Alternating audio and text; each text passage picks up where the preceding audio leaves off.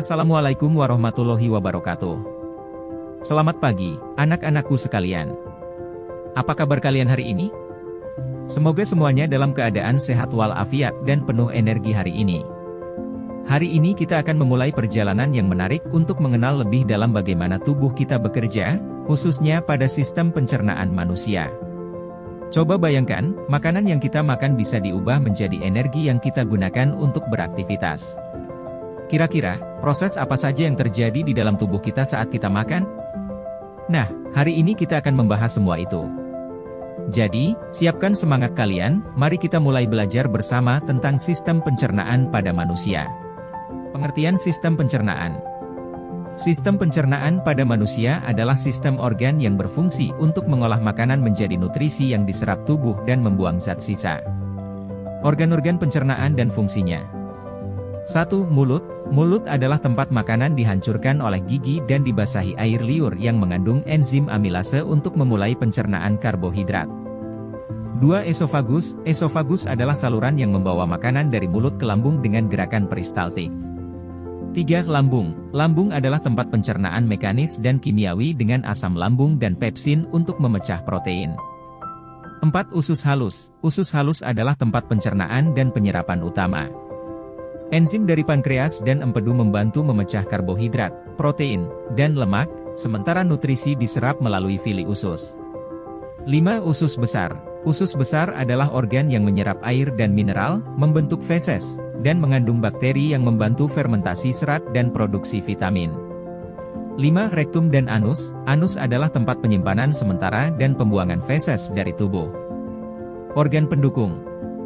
1. Hati menghasilkan empedu untuk mencerna lemak. 2. Kantong empedu menyimpan empedu. 3. Pankreas menghasilkan enzim pencernaan dan bikarbonat untuk usus halus. Sistem pencernaan bekerja mengubah makanan menjadi molekul kecil yang dapat diserap sebagai nutrisi penting bagi tubuh. Proses pencernaan di mulut melibatkan langkah-langkah berikut. 1. Pengunyahan, mastikasi. Makanan masuk ke dalam mulut dan dihancurkan oleh gigi. Gigi mengunyah dan memotong makanan menjadi potongan-potongan kecil untuk mempercepat dan mempermudah makanan untuk dicerna. 2. Pembasahan oleh air liur. Kelenjar ludah mengeluarkan air liur yang mengandung enzim amilase, yang mulai memecah pati menjadi maltosa, sebuah bentuk gula yang lebih sederhana. Air liur juga membasahi makanan, membuatnya lebih mudah untuk ditelan. 3. Pembentukan bolus. Lidah membantu menggulung makanan yang sudah dikunyah dan dibasahi menjadi bolus, gumpalan lunak, yang siap ditelan. 4. Penguraian pati oleh enzim amilase. Enzim amilase yang ada di air liur mulai bekerja menguraikan karbohidrat kompleks menjadi karbohidrat sederhana. Proses ini akan berlanjut hingga makanan melewati kerongkongan menuju lambung. 5. Penelanan, deglutitivasi. Setelah makanan berbentuk bolus, lidah akan mendorongnya ke belakang mulut menuju faring, dan proses menelan akan membawa bolus ke kerongkongan untuk menuju lambung. Proses pencernaan di mulut terutama adalah pencernaan mekanis, pengunyahan, dan pencernaan kimia, penguraian pati oleh amilase. Proses pencernaan di esofagus, kerongkongan, berfokus pada pergerakan makanan dari mulut ke lambung, tanpa pencernaan kimia lebih lanjut. Berikut tahapannya. 1. Penelanan, deglutitivasi. Setelah makanan berbentuk bolus, ia ditelan dan masuk ke kerongkongan. Otot-otot di dinding kerongkongan membantu pergerakan bolus menuju lambung. 2. Peristaltik. Gerakan otot halus di dinding esofagus menggerakkan bolus ke bawah melalui gerakan berirama yang disebut peristaltik. Gelombang kontraksi otot ini mendorong makanan ke lambung secara perlahan dan memastikan bolus bergerak satu arah, yaitu ke bawah. 3. Pencegahan makanan kembali, sfinkter esofagus bawah.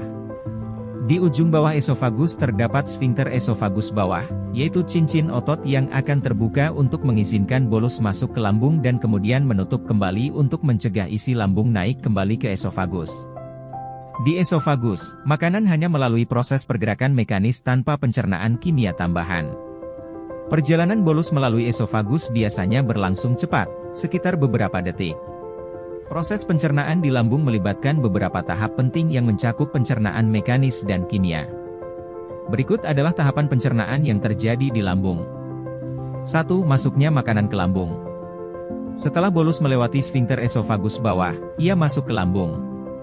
Sfinkter ini kemudian menutup kembali untuk mencegah makanan dan asam lambung naik kembali ke esofagus. 2. Pencampuran dan penghancuran mekanis.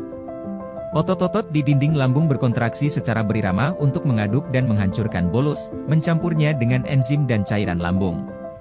Proses ini mengubah bolus menjadi cairan kental yang disebut chyme atau chymus. 3. Pencernaan kimia oleh cairan lambung. A. Asam lambung, HCl.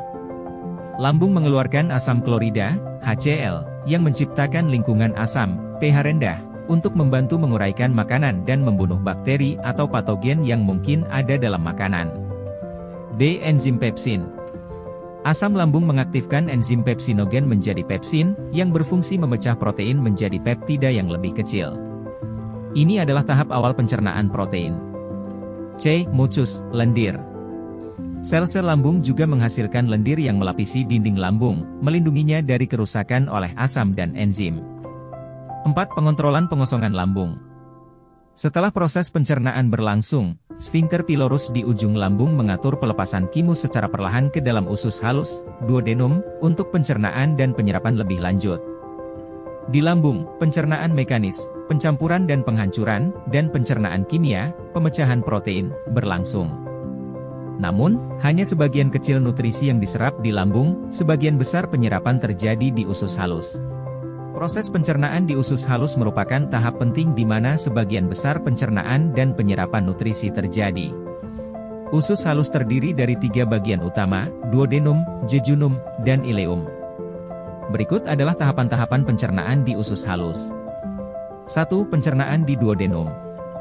A. Pengeluaran empedu dan enzim pankreas. Ketika chymus, cairan makanan, masuk ke duodenum dari lambung, cairan empedu yang diproduksi oleh hati dan disimpan dalam kantong empedu dilepaskan. Empedu membantu mengemulsi lemak, sehingga memecahnya menjadi butiran kecil agar lebih mudah dicerna. B. Enzim pankreas. Pankreas mengeluarkan enzim seperti amilase, untuk karbohidrat, lipas, untuk lemak, dan protease, untuk protein, yang membantu memecah molekul besar menjadi molekul yang lebih kecil.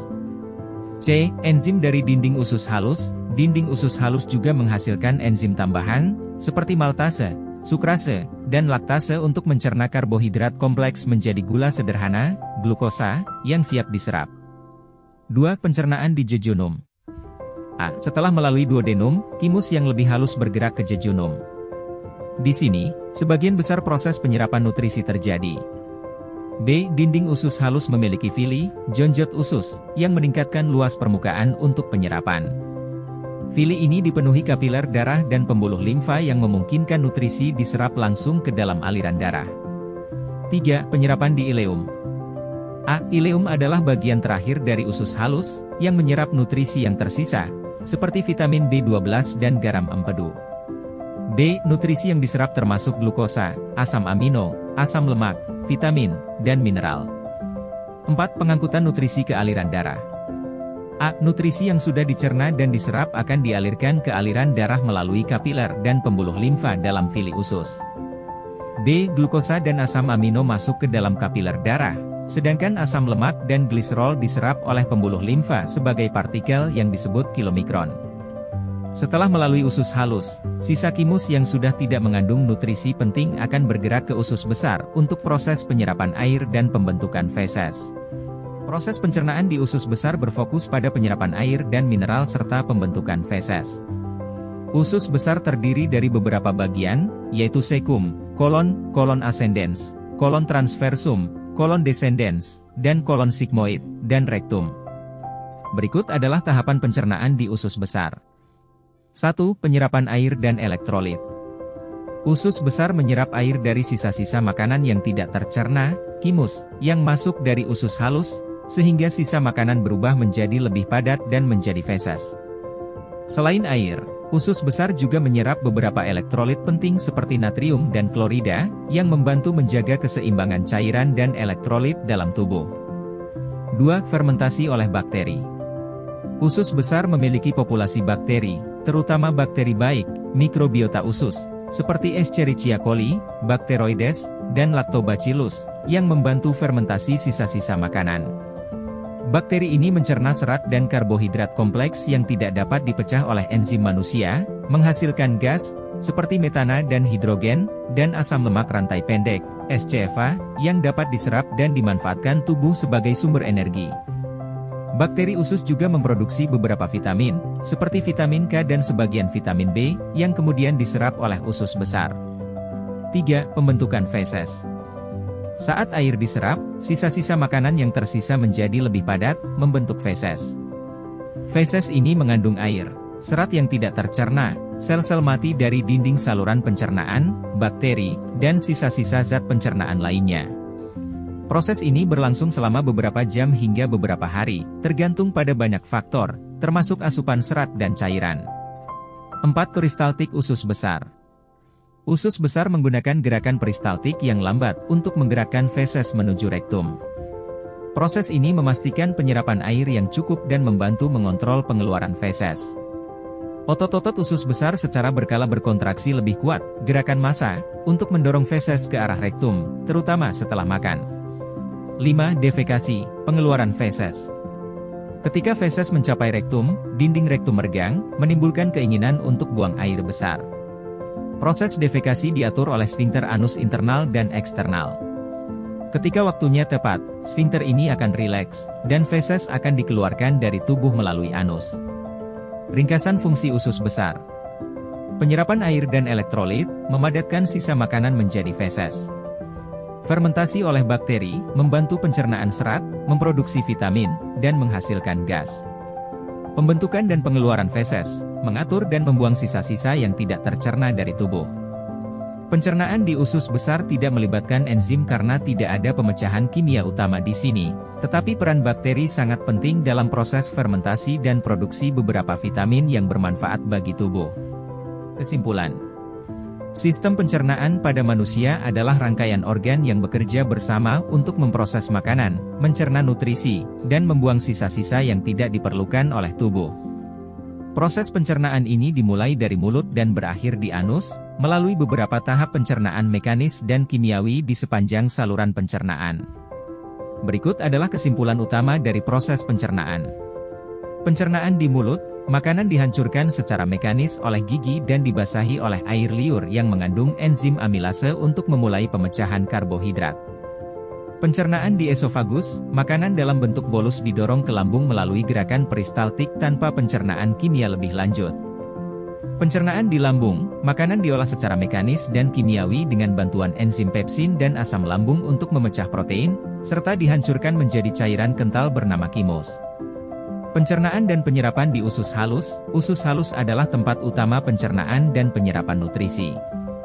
Enzim dari pankreas dan usus halus, serta empedu dari hati, membantu memecah karbohidrat, protein, dan lemak menjadi molekul yang lebih kecil. Nutrisi yang dihasilkan diserap oleh jonjot usus dan masuk ke aliran darah. Penyerapan air dan pembentukan feses di usus besar. Usus besar menyerap air dan elektrolit dari sisa makanan yang tidak tercerna dan mengubahnya menjadi feses. Bakteri usus besar juga berperan dalam fermentasi serat dan produksi vitamin K. Pengeluaran sisa makanan, defekasi feses disimpan sementara di rektum dan dikeluarkan dari tubuh melalui anus. Secara keseluruhan, sistem pencernaan manusia berfungsi untuk menyediakan tubuh dengan nutrisi yang dibutuhkan melalui proses pemecahan makanan yang kompleks. Nutrisi seperti karbohidrat, protein, lemak, vitamin, dan mineral diserap, sementara zat yang tidak tercerna dibuang sebagai limbah. Proses ini sangat penting bagi kesehatan tubuh, karena memastikan sel-sel mendapatkan energi dan zat-zat esensial untuk pertumbuhan, perbaikan, dan fungsi sehari-hari.